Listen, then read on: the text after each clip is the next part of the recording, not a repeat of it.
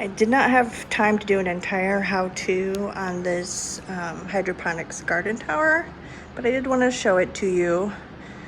I was getting advertisements on Facebook for the garden tower, and I love the look of it. I love the idea of it. I have the farthest from a green thumb that there is, but it has all these sensors. It tells you what to do and when, and it seemed like it was really beginner friendly, black thumb friendly, all of that.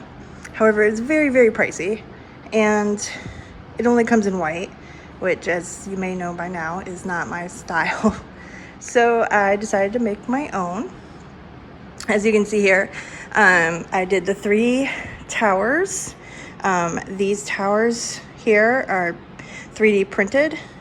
You can find tons of files online for free to make these modular towers. I believe I used pieces from different files. So the tower was one file. These round trellis things were from like another, and then these brackets that hold the lights, the grow lights, that was another file, I believe. But you can search online and find those. And then I just built a box for it, cut holes in the top to put the towers, and then I decorated it. These are also 3D printed, these chompers. That's another free file that you can find online. And the flowers and the filigree I did using resin, polyurethane resin in molds. If it's not already up, it'll be up soon. I have a video where I show how to do that. I did a bunch of it for our crown molding.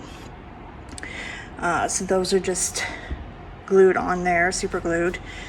And then we got some more on the side. And so I did 3 towers because I liked the look. I wanted a whole wall of plants. And then I have this here where you can open it. And you can see I have 3 buckets inside. So each tower has its own bucket. That way I can better control the pH and the nutrients and have a bigger variety of plants. So I have 3 different pumps, 1 per bucket. And then you can see also we lined the inside of the wooden box with pond liner because it does splash a bit and does get a little bit wet in there. I varnished the wood first as well to try to help with some of that moisture and wetness. When I did the top, we did just these flat brackets attaching it. That way, if I need to take it off to get the buckets out to change water or what have you, I can do that. These just, you twist them and pull it out. And then here we have caps that you can twist off, and then you can use that to fill up with water. So that's another, that comes with one of the 3D printed files.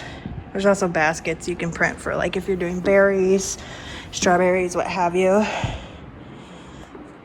So in a minute, when it turns back on, I have it on a timer. So it's 15 minutes on, 15 minutes off for the pumps, and then the lights are on their own timer. So I'll show you here in a minute what it's like when it's running. Okay, so you can hear the water pumps running and the water running down. It sounds kind of nice, like rain, fountain. So we can get clearer. You can see the water running down there. This is an empty one right now, so take that out. And so that's how water gets to the plants. We got some things growing, some calendula. Over here we got some sugar peas. Our chives are working pretty good. Looks like some broccoli there. Asparagus, more broccoli.